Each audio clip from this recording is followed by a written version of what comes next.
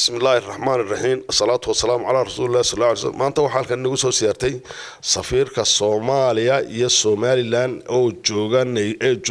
Muqdisho oo ka yimid xagga Soomaaliya oo noo yimid waxyaabo badan ma ka wada hadalay aad baan ugu mahadnaqaynaa halkan uu yimid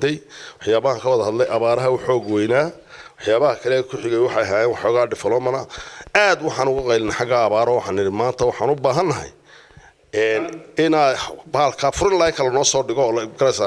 markab iyo laba iyo saddex wax noo tari maayaan wax dadka deeqa ilaa 100,000 200,000 oo qoys baa maanta raashin labaan iyo gaajo dhimanaya oo shaltar la'aan dhimanaya oo dawlad la'aan dhimanaya marka abaaraha si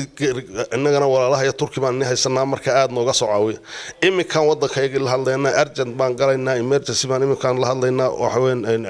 si degdeg ah naga aqbal sidana way noo sheegeen in qolada drought committee la kulmeen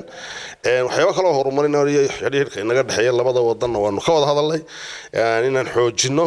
xafiiskeena halka laga furay wakiilkeena inaan xoojino